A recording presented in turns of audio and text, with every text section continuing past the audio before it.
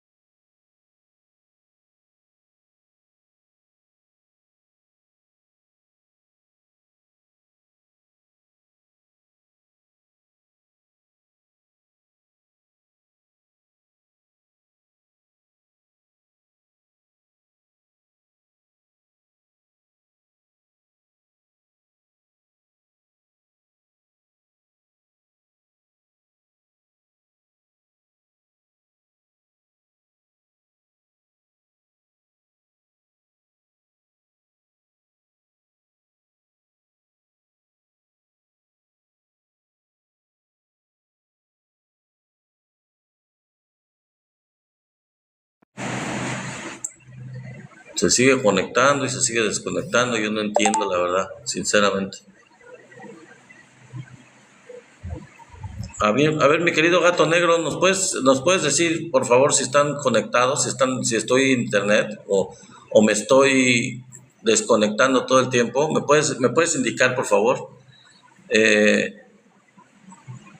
Porque parece ser que como que la conexión está fallando. Si están conectados, podemos empezar con los temas. Podemos empezar con los temas, amigos, ¿me escuchan?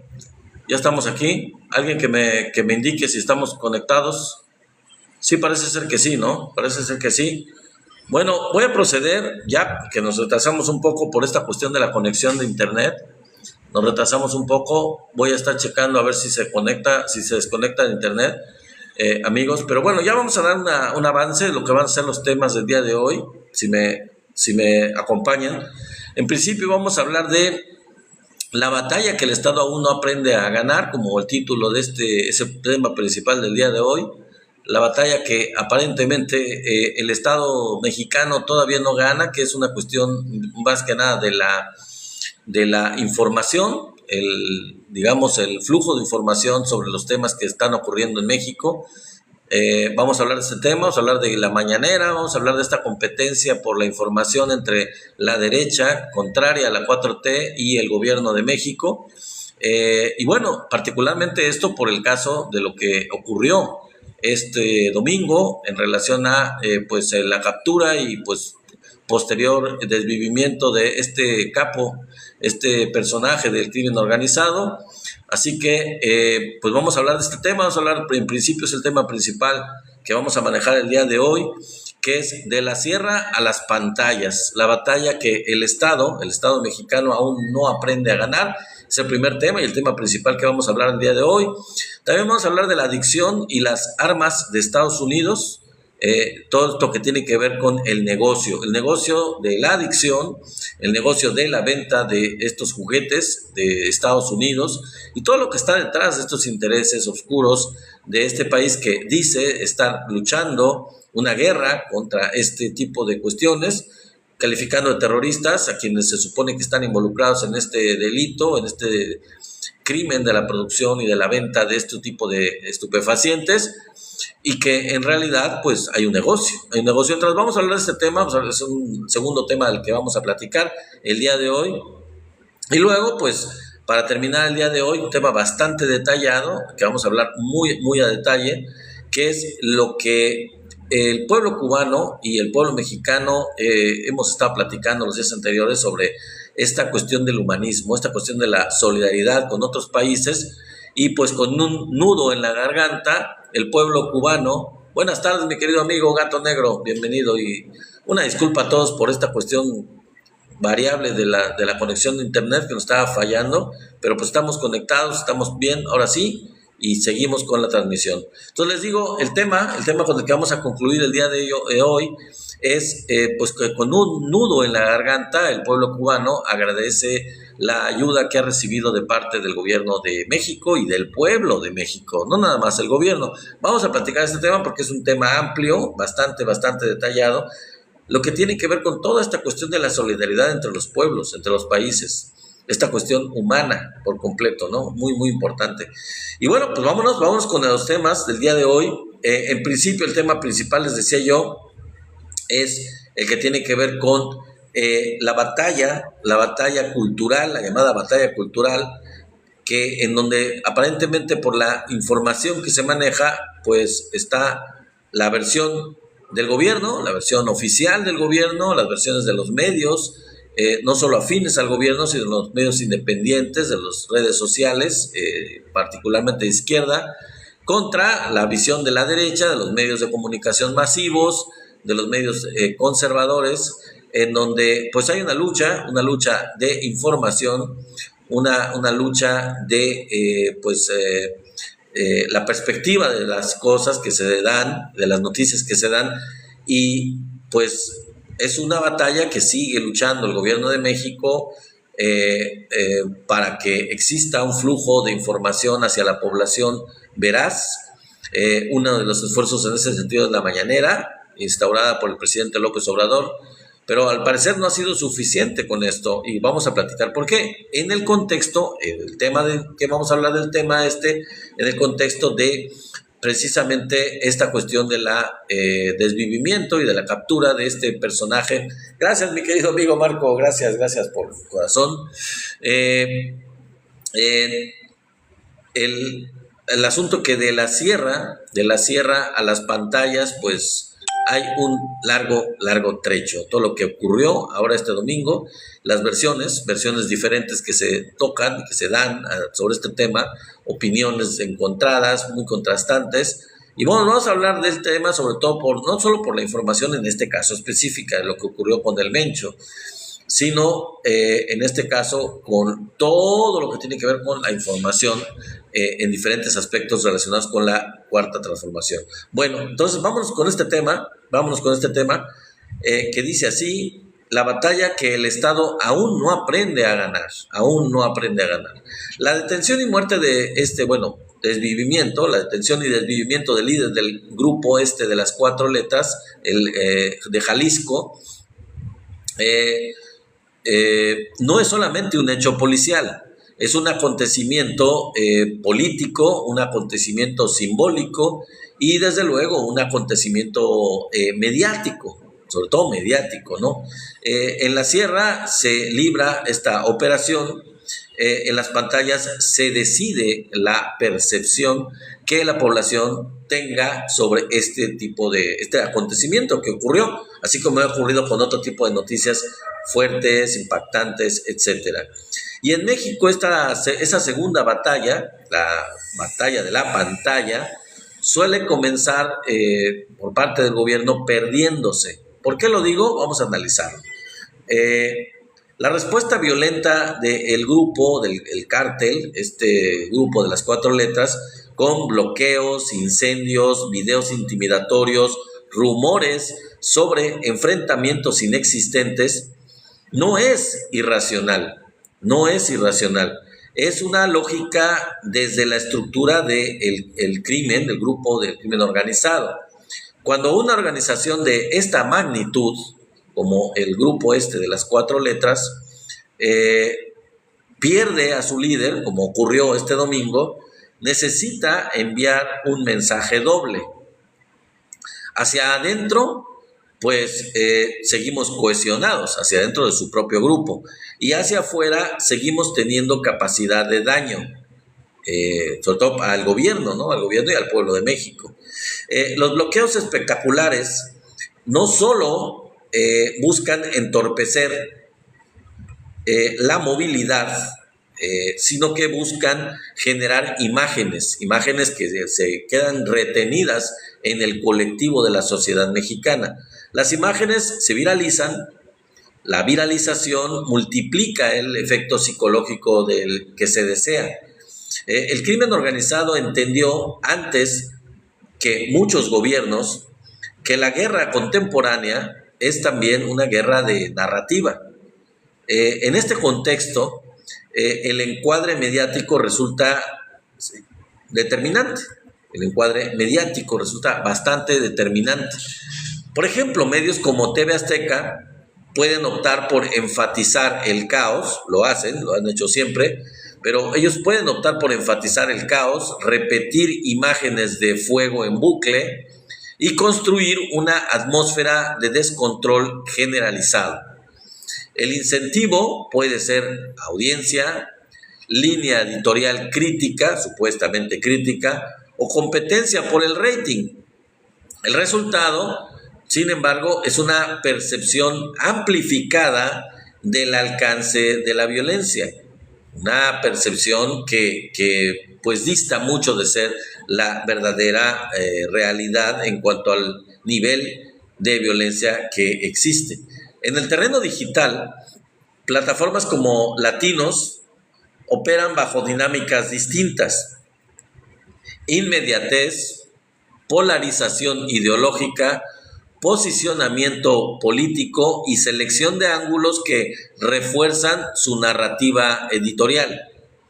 La crítica al gobierno es legítima en una democracia, evidentemente, nadie lo discute, pero cuando el encuadre convierte hechos localizados en sensación de un colapso nacional, el impacto trasciende la línea editorial y se convierte entonces en un factor de percepción pública de seguridad, o más bien en este caso de inseguridad.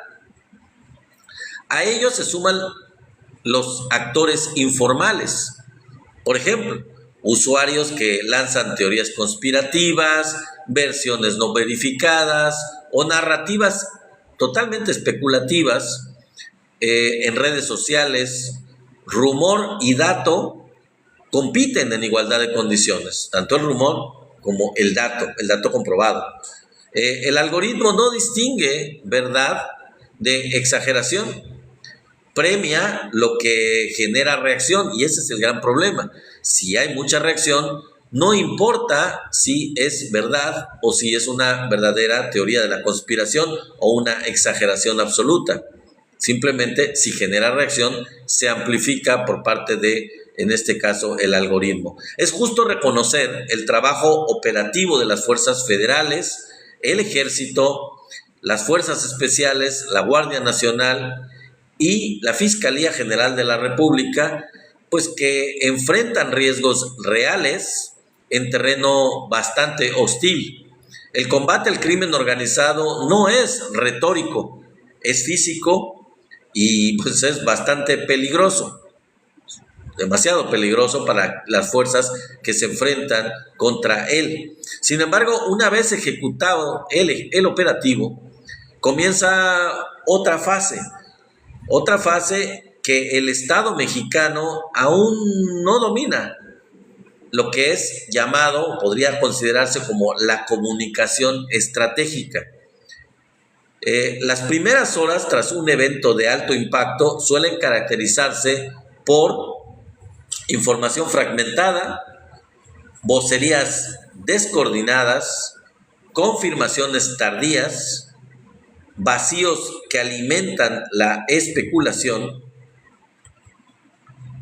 y en ese intervalo el crimen logra instalar el miedo, algunos medios instalan interpretación y las redes instalan el rumor.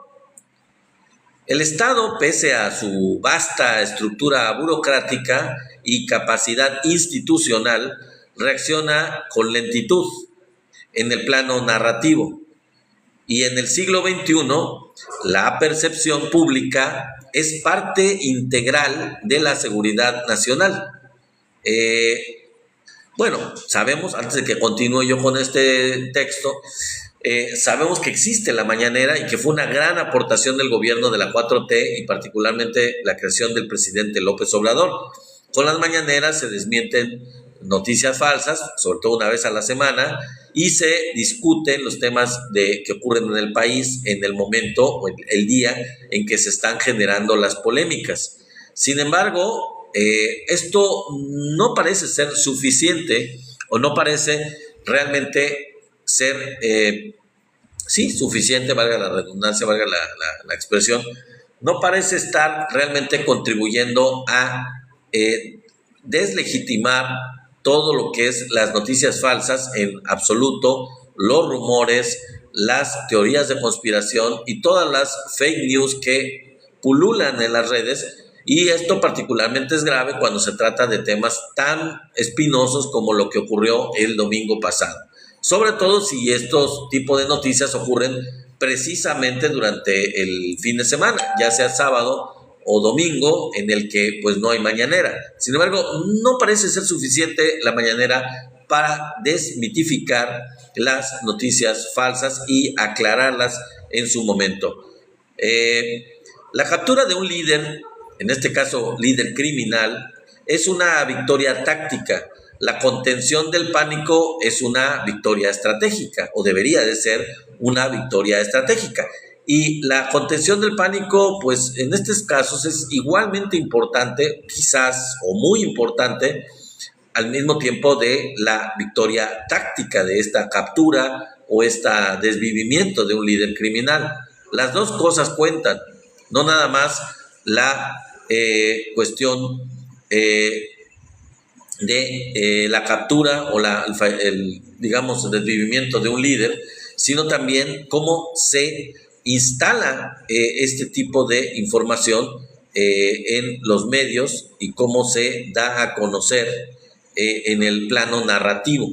La captura, en este caso, por esa razón, es algo importante, pero no es lo suficientemente espectacular e importante para la población, porque también existe la cuestión, les digo, narrativa.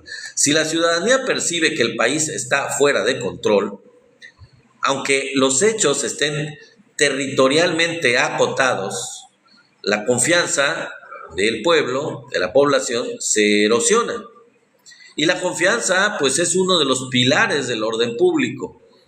No se trata de propaganda, evidentemente, ni de ocultar información. Se trata de comunicación clara, oportuna y verificable. Un Estado fuerte no solo despliega fuerzas, también administra información con responsabilidad y con rapidez. La batalla ya no es, en este sentido, por todo lo que les estamos comunicando, les estamos dando a entender a ustedes, la batalla ya no es únicamente territorial, es comunicacional. En la sierra se enfrentan armas, pero en las pantallas se enfrentan relatos de lo que ocurrió en la sierra realmente. Y mientras que el crimen organizado entienda mejor la lógica viral que la estructura gubernamental, pues la primera reacción mediática seguirá favoreciendo al miedo. La seguridad del país exige no solo operativos exitosos como el de este domingo pasado, sino también una política de comunicación que no deje a la población a merced del rumor, la manipulación o la exageración, o la teoría de la conspiración, o la franca mentira, la completa y total mentira sobre los temas. Porque hoy, amigos, más que nunca, la estabilidad no depende únicamente de quién controla el terreno, sino de quién controla la narrativa. Entonces, es importante que el gobierno se ponga a mejorar esta estructura comunicacional, esta cuestión de la narrativa, y les digo, no se trata de hacer al estilo Calderón o Peña Nieto pactos con los medios, dándoles mucho dinero para que no comuniquen los hechos que no le convengan al gobierno. No, se trata de defender la posición del gobierno, dando a conocer los éxitos, los datos comprobables, comprobados de todo lo que se está haciendo en términos de, en este caso particular, la lucha contra el crimen. es muy importante para restringir esta ola de rumores, de noticias falsas, de manipulación francamente exagerada y golpista de parte de la derecha particularmente, y de plano con un afán de desprestigiar al gobierno, disminuir su credibilidad, disminuir su aprobación.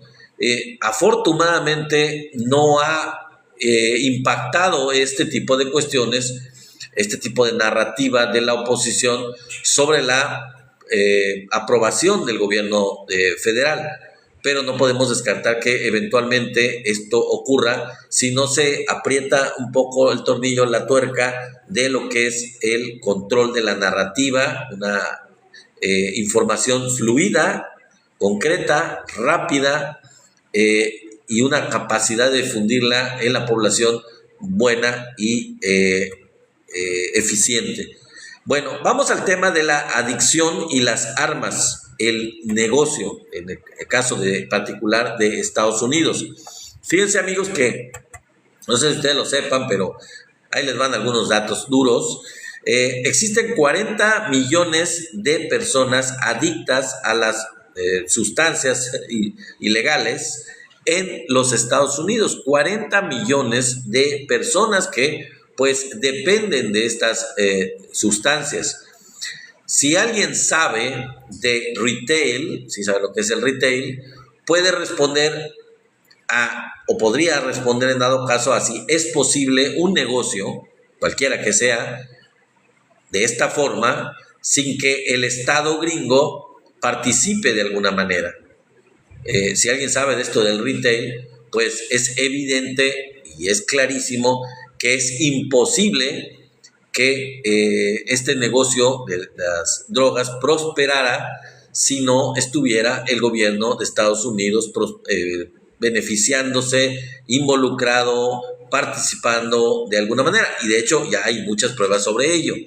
Pero bueno, esto viéndolo como funcionan los negocios, realmente eficientes, exitosos, en donde hay mercado, hay producción y hay consumo, hay demanda. Bueno, la mayor cantidad de desvivimientos infantiles en Estados Unidos lo ocasionan accidentes con juguetes. Ya saben ustedes de qué tipo, ¿no?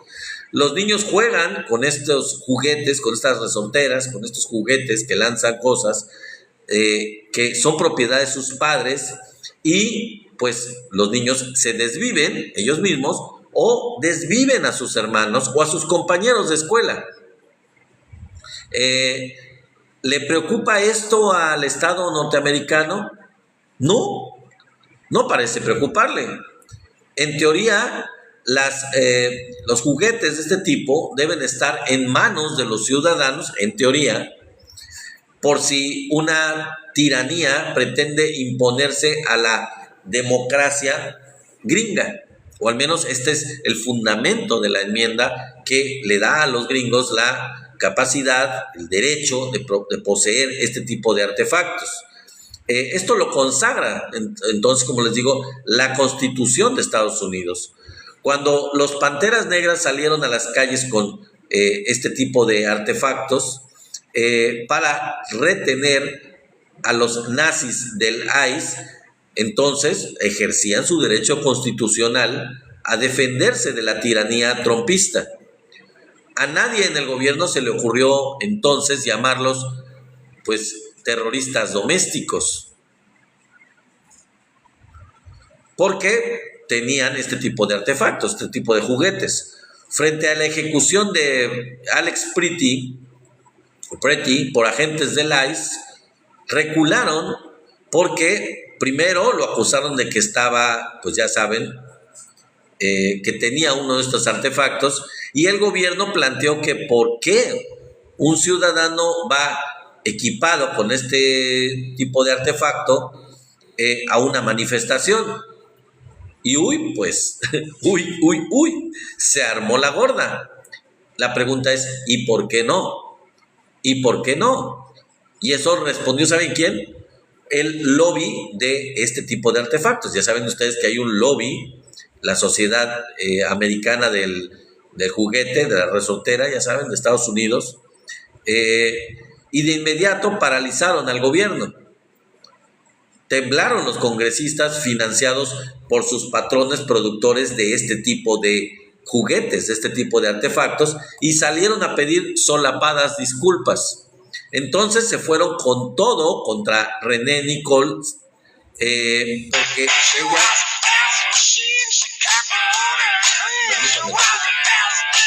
Permítame un momentito.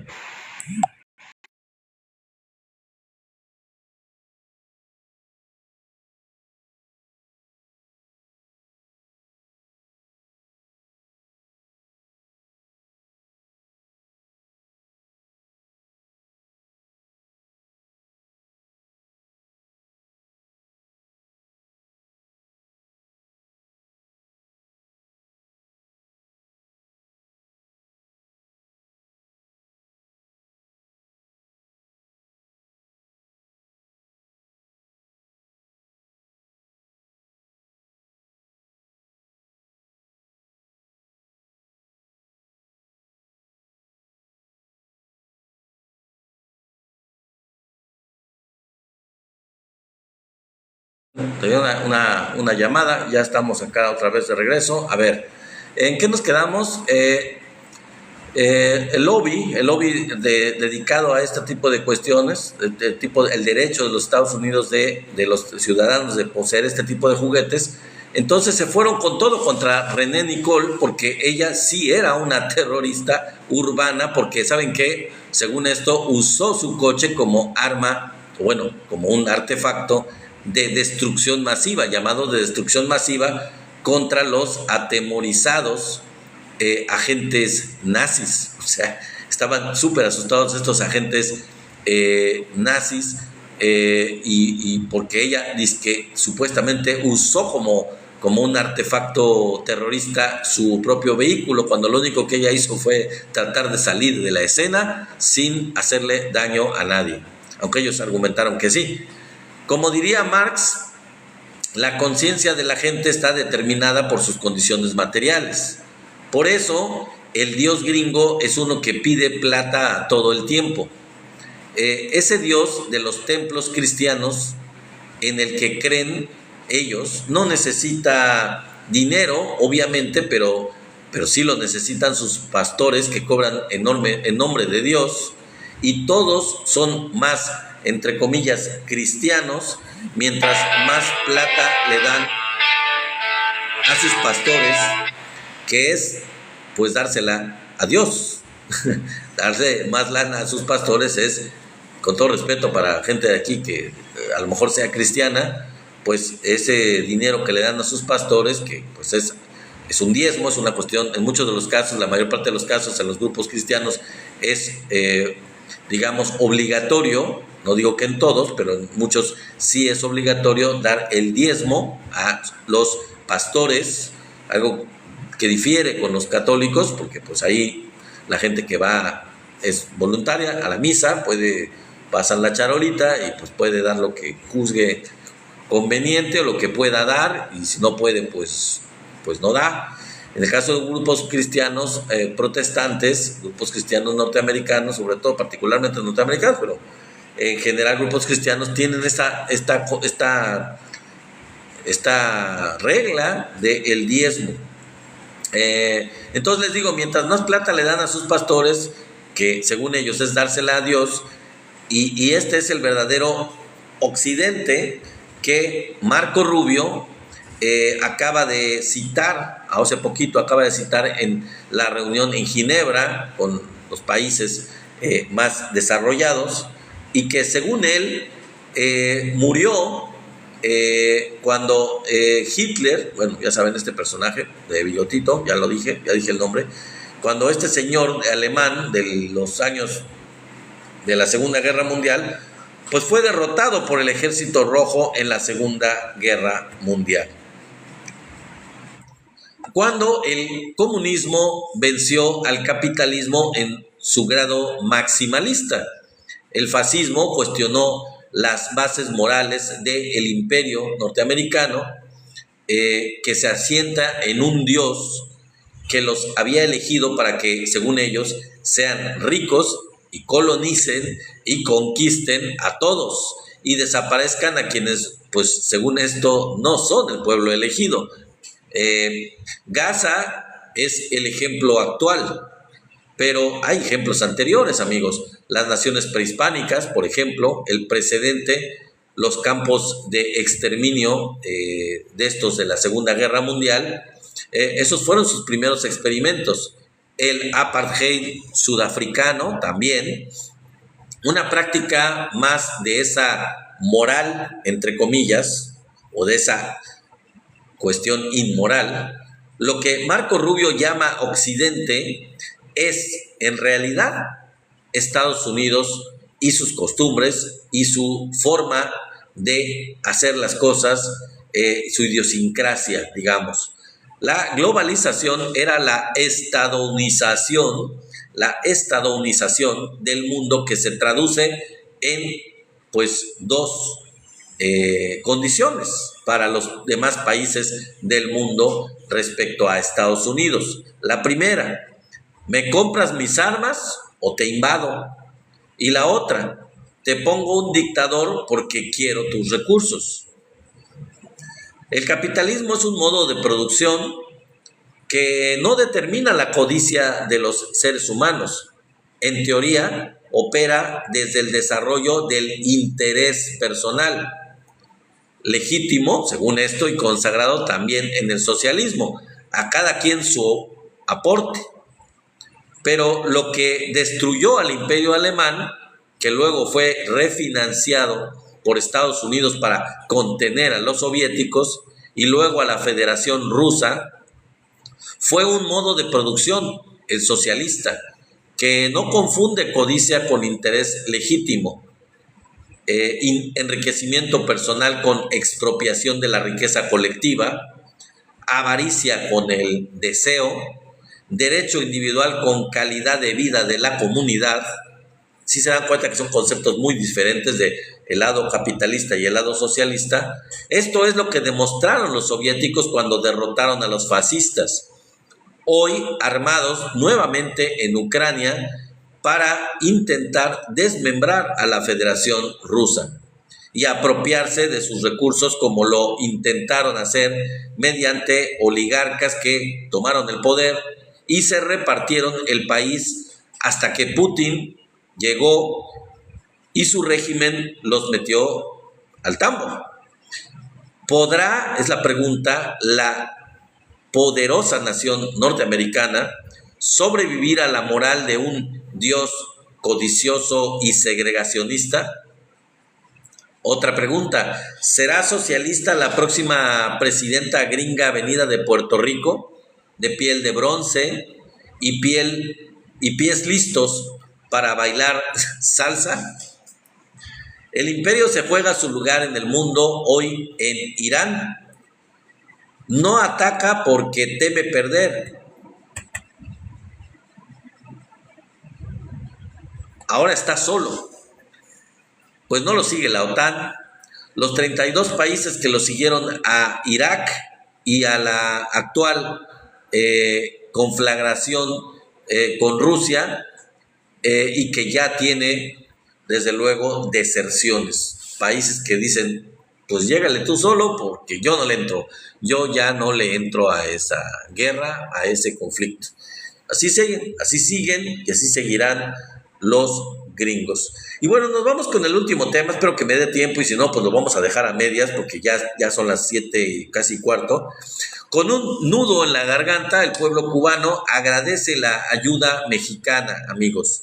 En un mundo donde la geopolítica suele dictar la indiferencia, México se levanta con una voz distinta. Mientras cientos de naciones dan la espalda y el silencio se vuelve la respuesta común, el pueblo mexicano reafirma su esencia. El humanismo no es solo política, es hermandad. A pesar de las presiones y aunque el vecino del norte, los Estados Unidos, mantenga una postura opuesta, México ha decidido que por encima de las fronteras está la vida. Cuba atraviesa hoy una de las crisis más agudas. El bloqueo comercial ha dejado cicatrices profundas. calles sin luz, hogares sin gas y una escasez de petróleo que asfixia el día a día de su gente. El pueblo cubano resiste, pero el hambre y la oscuridad no esperan. Ante esta realidad, el gobierno mexicano no se ha quedado como un simple espectador. Mi querido Antonio Sotelo, bienvenido. Ante esta realidad, les digo, el gobierno mexicano no se ha quedado como un simple espectador. Desde el envío de hidrocarburos hasta cargamentos estratégicos de víveres, la ayuda fluye como un puente sobre el Caribe. La voz de la presidenta Claudia Sheinbaum ha sido clara y contundente. Cuba no está sola. Bajo su liderazgo, México ha zarpado 2 grandes embarcaciones cargadas con cientos de toneladas de alimentos ya navegan hacia la isla. La instrucción es precisa: ayudar con determinación, pero con inteligencia, buscando los mecanismos para seguir abasteciendo de petróleo a la isla sin vulnerar los tratados internacionales. Es un equilibrio delicado, pero movido por el corazón. En las calles de La Habana y en cada rincón de la isla, el nudo en la garganta de los cubanos se transforma en un gracias sincero. No es solo el gobierno. En México, organizaciones civiles y políticas se movilizan para reunir equipos de primera necesidad, porque ayudar al desamparado no es una opción temporal, es la política internacional que define a México ante el mundo. Porque en la casa del vecino, cuando falta el pan, México siempre pone la mesa. Hablando de Estados Unidos, presidenta, preguntaron, usted ha ofrecido que México facilite un diálogo entre Estados Unidos y Cuba. ¿Puede confirmar usted si el Departamento de Estado respondió formalmente o no a esta propuesta suya? Y contestó la presidenta, hay pláticas para ver si es factible, pero depende de los 2 gobiernos. O sea, no solamente pues de la voluntad del gobierno de México, sino de la voluntad del gobierno de Cuba y de la voluntad del gobierno de Estados Unidos. Y de las condiciones también que en el marco de su autodeterminación pudiera estar estableciendo el gobierno de Cuba. Su gobierno ya envió ayuda a Cuba, le preguntan, y de hecho ayer se repartió y se entregó a la población. Está la constancia visual por todos lados. El gobierno cubano y los cubanos están muy agradecidos, lo dicen por todos lados, pero llama la atención que España anunció también que se suma a esta iniciativa de México.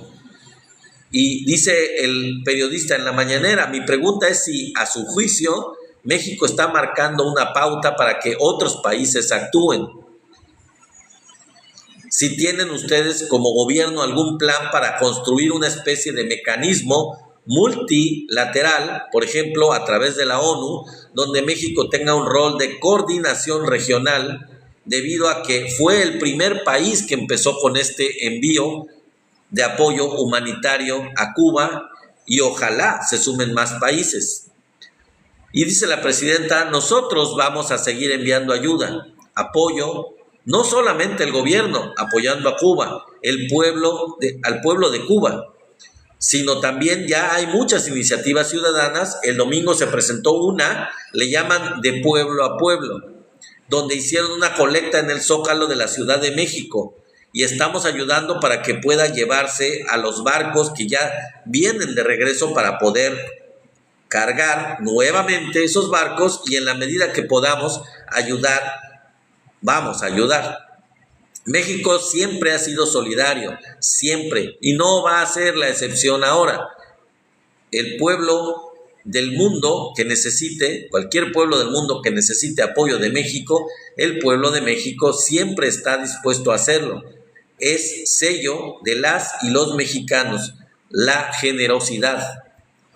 Y le preguntan a la presidenta, en este sentido, ¿qué mensaje le diría usted a un cubano, un ciudadano cubano que lleva viviendo en Cuba y que está viviendo en Cuba y que por más de 60 años ha recibido el embate de un cerco económico cada vez más recrudecido con leyes extraterritoriales como el último decreto de Donald Trump para que otros países no puedan ayudar a Cuba y toda esta amenaza con el tema del petróleo.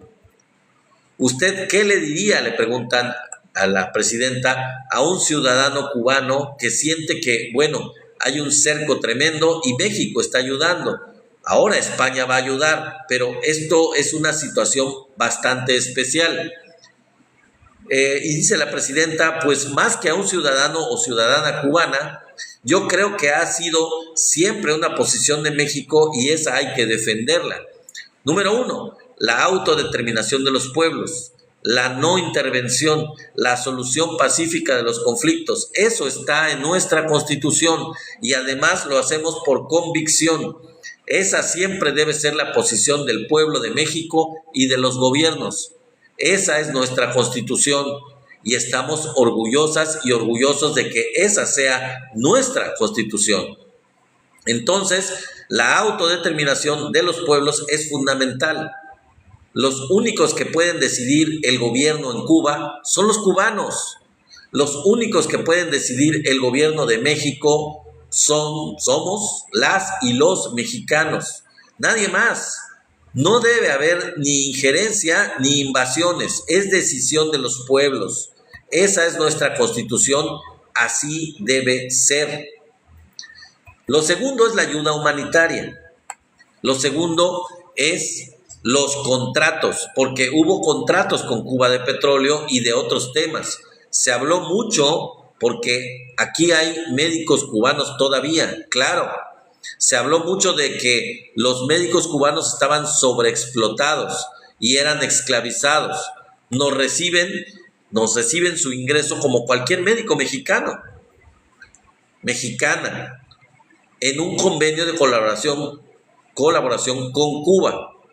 Y después, en la circunstancia actual y en cualquiera de las circunstancias, pues el apoyo solidario, fraterno y humanitario. Y ahí siempre va a estar México y tiene que estar México. Por eso México es admirado por el mundo entero, por su solidaridad. Cuando hubo incendios en California, ahí estuvieron elementos de las Fuerzas Armadas y de CONAFOR ayudando con los incendios. Cuando hubo inundaciones en Texas, bomberos de Coahuila pasaron la frontera y ayudaron a los necesitados. Cuando el gobierno del general Lázaro Cárdenas abrió las puertas a todos los asilados de la República Española, ahí estuvo México abriendo sus puertas a los niños y niñas que primero llegaron. Cuando hubo golpes de Estado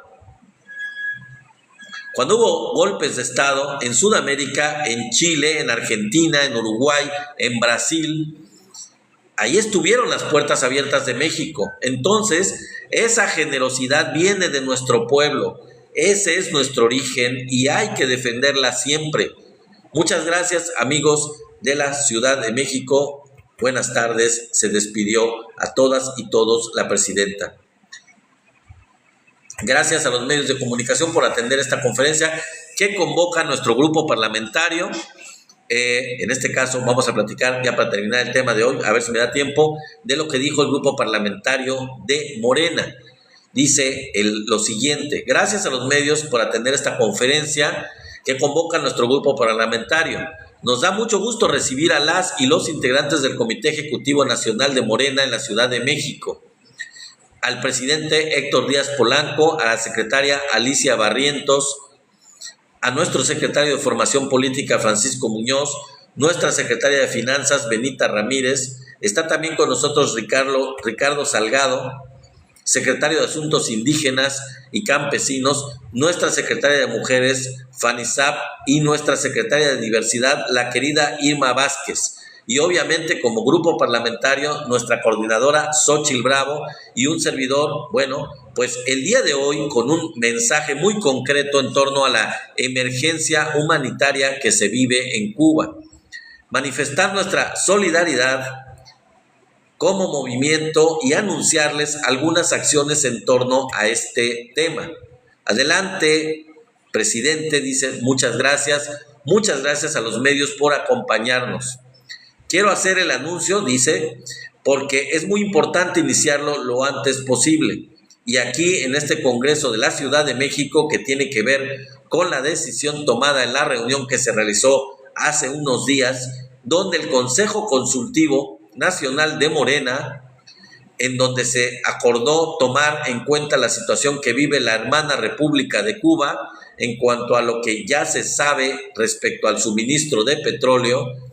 Como se sabe, se emitió por parte de la autoridad norteamericana una orden ejecutiva en donde se calificaba la relación con Cuba como una relación extraordinaria e inusual. Y no tiene nada de inusual, puesto que lleva más de 60 años. Y extraordinaria se dice porque supuestamente implica una amenaza a los Estados Unidos. Por supuesto, esa es la consideración de la autoridad norteamericana. Pero nuestra consideración como partido es que no podemos ser omisos respecto a esta grave situación por la que atraviesa el hermano pueblo de Cuba. Y en consecuencia, el partido ha decidido hacer una gran campaña nacional de acopio para ayuda al pueblo cubano, y que daremos más detalles nuestra coordinadora del grupo parlamentario sobre la forma en que nos vamos a organizar. Quisiera concluir con una serie de consideraciones sobre por qué es algo realmente inusual y que ante la vista de todos pretenda prácticamente reducir a la nada, retrotraer a la edad de piedra prácticamente a toda una nación, a todo un pueblo. La idea de una amenaza a Estados Unidos es, por supuesto, totalmente descartable, totalmente falsa. No hay ninguna base para sostener cosas parecidas. Pero por otro lado, de lo que se trata es de las reglas de convivencia mundial. Es el hecho de que un país pueda decidir unilateralmente aplicar sanciones a cualquier país que comercie con otro país. Con esto no se está aplicando ningún procedimiento reconocido en el derecho internacional que permita esta práctica. Se está fundando no en el derecho, no en la fraternidad humana, no en los grandes principios de democracia, de derechos humanos. Se está fundando simple y llanamente en la fuerza, en la determinación unilateral de un país que establece reglas para otro país y para el conjunto de la comunidad internacional, que prohíbe en consecuencia cualquier género de comercio con este país. Hemos escuchado reiteradamente cuando se habla de bloqueo a Cuba. El hecho de que supuestamente no se trata de un bloqueo, dicen que se trata de otra cosa, que se trata de un embargo. Francamente, las palabras importan poco cuando hay una realidad tan dramática que afecta a millones de personas. Pero cuando se dice que no es bloqueo, se hace alusión al hecho de que no se ven barcos que están rodeando la isla. Pero, ¿desde cuándo el bloqueo en pleno siglo XX se va a realizar con buques? El bloqueo se hace, como estamos viendo en este caso, utilizando el sistema económico internacional, golpeando completamente a la economía del país. Este caso de Cuba, y prohibiendo prácticamente las relaciones comerciales, puesto que según dos leyes, la de Torricelli y la de Herbón, dos paquetes de leyes, cualquier banco, cualquier empresa, cualquier país que realice relaciones comerciales con Cuba tiene una sanción de inmediato. En el caso de un banco en especial, se llegó a aplicarle miles de millones de dólares de sanción por haber hecho una transacción comercial permitida por el derecho internacional y por las formas de comercio establecidas en nuestra época. Así de intolerantes, así de intransigentes, así de imperialistas. Y bueno, hay que dar la batalla para luchar en contra de eso y para apoyar al hermano pueblo de Cuba a pesar de este tipo de intromisión injustificable, criminal de este imperio en decadencia. Bueno, amigos, me voy a despedir de ustedes, algunos que pueda yo en el chat, para pasar ya a las 7:30 al programa de música, el programa de rock de todos los miércoles. Ya saben, tenemos una cita a las 7:30 en este programa de música.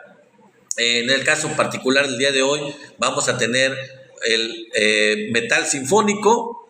El metal sinfónico es digamos, un género de música de rock que pues ha estado desarrollándose a partir de los años 90 y 2000 para acá, para más acá, particularmente de los 2000, y que pues sigue en boga bastante. Es una variedad que derivó del heavy metal y que se fue hacia los sinfónicos, siendo todavía metaleros. Vamos a hablar del tema, vamos a transmitirles este en vivo en un momentito más, pero antes de eso, pues vamos a agradecerles a todos ustedes que estén aquí. Vamos a recordarles que se vayan al canal de YouTube, Somos la 4T Noticias también, y que allá se suscriban, y vamos a ir saludándolos y agradeciéndoles a cada uno de ustedes que estuvieron aquí, hasta donde yo pueda y me lo permita el relojito. Adriana Reyes, muchísimas gracias. Richie SM, Daniel Pérez, Víctor Ramos Pimentel, muchas gracias. Odemaris, gracias a Félix María Mejía, que empiezas a seguirme. Date una vuelta por el YouTube, mi querido Félix, para que te suscribas. Yamil JT, también saludos, gracias. Enrique Olivera, gracias también, muchas gracias. El Mugres, también muchísimas gracias. Marisol, muchísimas gracias.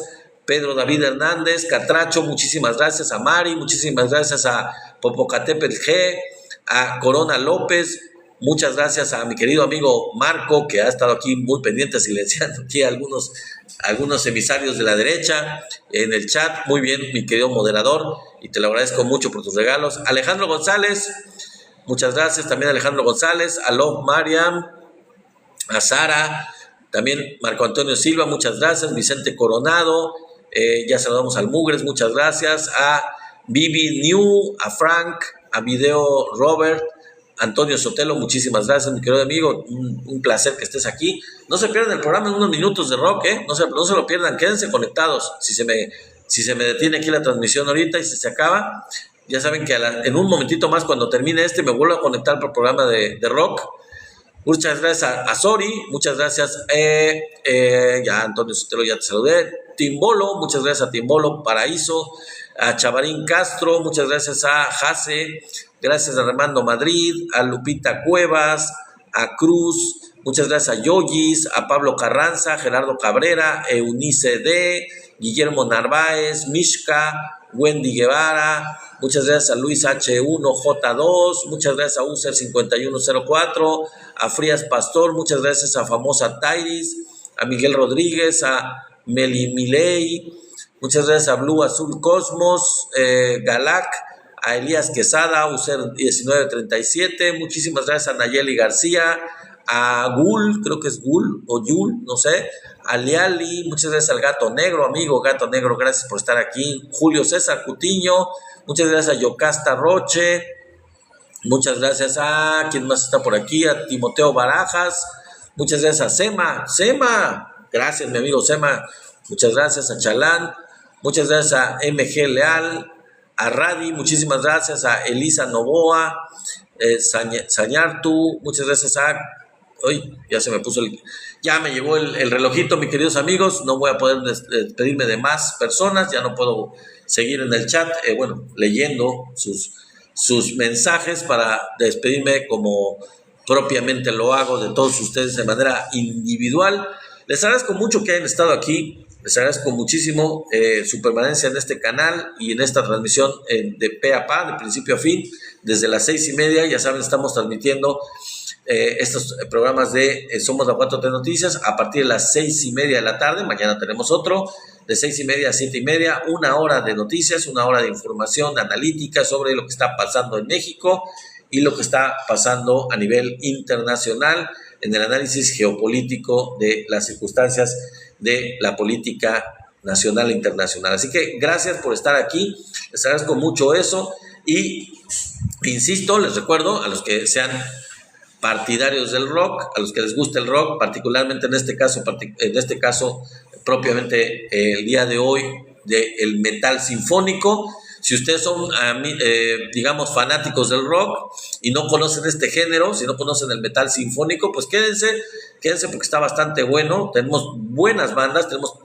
creo que como 14 bandas de metal sinfónico. Ya les voy a describir cada una de ellas, y si ustedes son fanáticos del heavy metal, de otras generaciones anteriores como yo, particularmente, más de 50 años quizás, y no han conocido este género del metal sinfónico, pues es una gran oportunidad para que lo conozcan. Espero que nos acompañen en un momentito más para que conozcan lo que es este género del metal sinfónico, una muy, muy particular estética musical que pues fusiona, ya lo vamos a ver en un momento más, fusiona el rock pesado, el heavy metal, con algunos aspectos sinfónicos, algunos aspectos de la música clásica, de la ópera. Ya lo van ustedes a escuchar, no se lo pierdan porque hay fantásticas canciones, fantásticos grupos que dan una muy clara idea de lo que es esta, digamos, esta estilística épica del rock a nivel orquestal, a nivel sinfónico, de el rock pesado, particularmente de el heavy, el metal, en una dialéctica, en una situación, en una visión un poquito más orientada, aparte de lo pesado, a la cuestión sinfónica, a la cuestión clásica, de música clásica con coros y con una estética musical, un estilo muy, muy sofisticado musicalmente, con instrumentos adicionales de violines, de piano, etcétera. Ya lo van a escuchar, no se lo pierdan porque es buenísimo. La selección de grupos es de lo mejor, les traigo lo mejor del rock sinfónico, del metal sinfónico. Entonces no se van a arrepentir, así que en unos minutitos más, en un minuto y medio que se acabe este relojito para que yo me despida de ustedes, vamos a volvernos a conectar con el nuevo en vivo de el metal sinfónico, así que no se despeguen mucho, quédense aquí. Y bueno, repito, en el caso particular del canal de YouTube de Somos la 4T Noticias, nuestro canal hermano, si ustedes no lo escucharon porque llegaron al principio de esta transmisión, pues les recuerdo que ese es nuestro canal de YouTube, y les recuerdo que pues vayan, dense una vuelta y suscríbanse porque es importante su suscripción. Con eso podemos aumentar el número de suscriptores en el canal de YouTube y llegar a la meta. No nos falta mucho para llegar a esa meta numérica de suscriptores, así que échenos la mano, dense una vuelta por allá, aprovechen para darle like a los videos de días anteriores y verlos los en vivo de otros días, de otras ocasiones, de todo lo que hemos estado produciendo aquí en TikTok. Lo estamos pasando para allá, lo estamos grabando, lo estamos pasando para allá, para YouTube, para que ustedes cómodamente, si ustedes no pudieron ver algún video de algún en vivo de días anteriores, pues lo puedan ver cómodamente, lo pueden ver nuevamente grabado ahí. Si ustedes llegaron tarde a este en vivo del día de hoy particularmente, o no escucharon el inicio del mismo, o nada más escucharon una parte, bueno, pues pueden ir allá y pueden escucharlo, verlo, el en vivo por completo. Así que nos vemos en 10 segundos, me voy a despedir. En un momentito más, el programa de rock de metal sinfónico. No se desconecten, aquí nos vemos en un ratito. Órale pues, bye, gracias.